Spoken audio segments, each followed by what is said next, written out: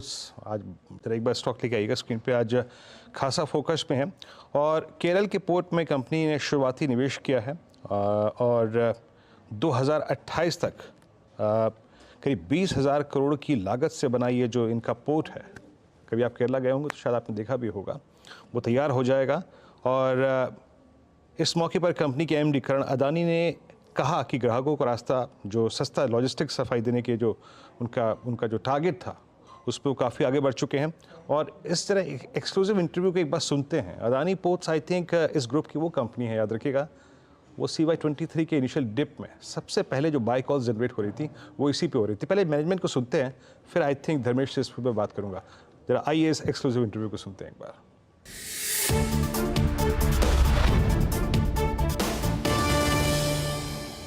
आज हमारे साथ केरला में विनियम पोर्ट का जो ऑपरेशन शुरू हुआ है उसको जो बढ़ोतरी मिली है, सरकार का सपोर्ट मिला है, पीपी मॉडल के अंदर ये जो शुरू हुई है फैसिलिटी, उस पर बात करने के लिए खास करण अदानी जुड़ रहे हैं, अदानी पोर्ट्स के प्रमोटर ग्रुप से।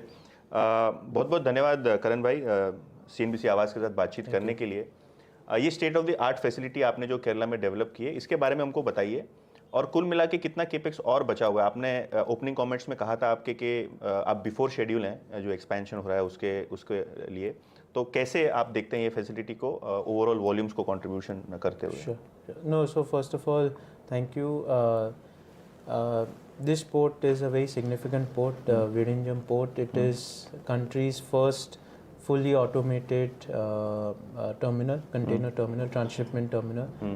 And also it is one of the deepest port in the country.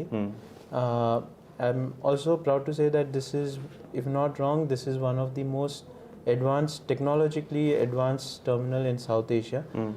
We have used video analytics, we have used AI as well as robotics to do the operation. So from a technology, what India can do, this is a showcase project for not just for us but I think for the whole country, and that's what we are very proud of. In terms of capex, हमने अभी तक 3,600 crores we have spent over here in phase 1. Total outlay including phase 2, 3 and 4, which we got public hearing got approved, I mean went successfully, and now environment clearance, we are just waiting for formal environment clearance. एक बार वो आ जाता है, then additional 20,000 crores we will be spending by 28-29. अगर हम बात करें आपके market share की, तो अदानी पोर्ट्स का FY24 में एंड का जो मार्केट शेयर था लगभग 27% के आसपास था। क्योंकि आप इतनी सारी इनऑर्गेनिक एसेट्स ऑलरेडी अक्वायर कर चुके हैं, वहाँ एक्सपेंशन काफ़ी तेज़ी से चल रहा है, क्या आपको लगता है एक medium to long term target जो इन्विसाइज कर रहा है ग्रुप वो 33% या 1/3 ऑफ इंडियाज़ मार्केट शेयर हो सकता है? हमारा बिजनेस मॉडल मार्केट शेयर की तरफ नहीं है। हमारा बिजनेस मॉडल है कि how do I provide the cheapest logistic solution to my customers, right, and how do I make the manufacturing hub of India as competitive on global scale as possible. And हमारा effort, team का effort always उसी तरफ रहता है कि how can we do better in terms of efficiency, in terms of cost, and how can we help the customers to reduce their cost so that they can increase their volume. Market share, growth, all of that is a outcome of it. So हमारा thinking is more towards customer centric and giving better service to the customer rather than a market share and putting a target on the market share. Right.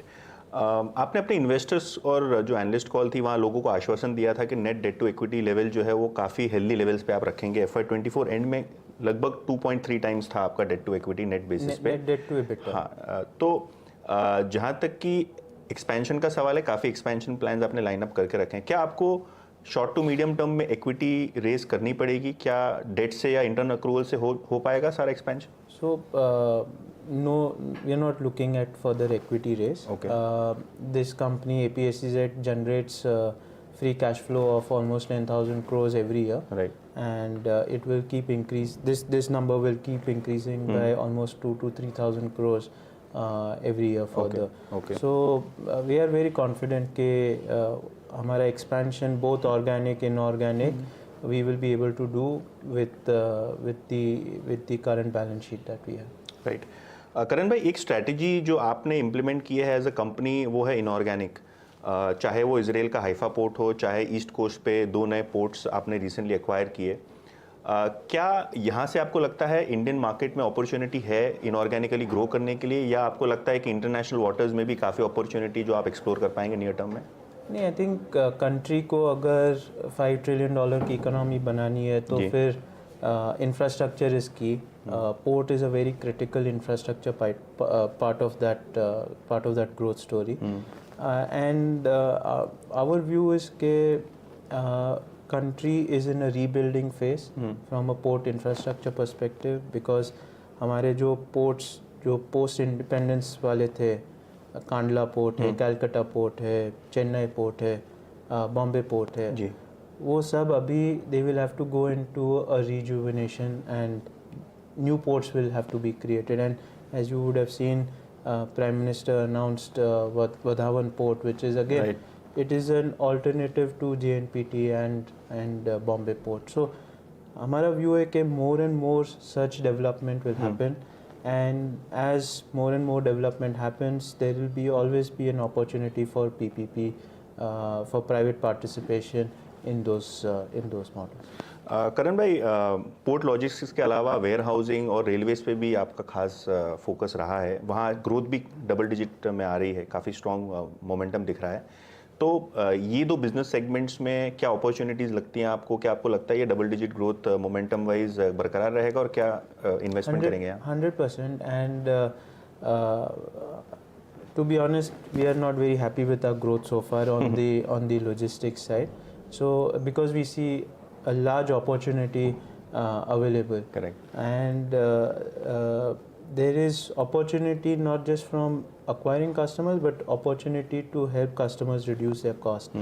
And हमारा focus वहाँ पे ही है, how do we improve the infrastructure? So that's where we are looking at building more warehouses, more ICDs, giving more rail network, building out more trains, and also giving last mile connectivity, last mile delivery, and building all of that on top of a technology layer, so that customers as well as our stakeholders have full visibility of where their cargo is and where their boxes are.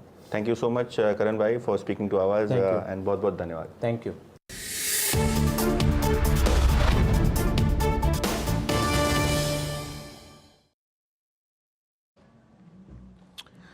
जी हाँ, तो अभी आप एक खास बातचीत सुन रहे थे। एक अदानी पोर्ट्स लेके आइएगा जरा प्लीज़, कर क्या रहा है स्टॉक आज सुबह से? अगर आप देखें एक मूव था इसमें, स्क्रीन पे रखिएगा प्लीज़। अदानी पोर्ट्स 1488, फिर थोड़ा सा शांत रहा उसके बाद, और पहले इनिशियली काफ़ी स्ट्रॉन्ग मूव था।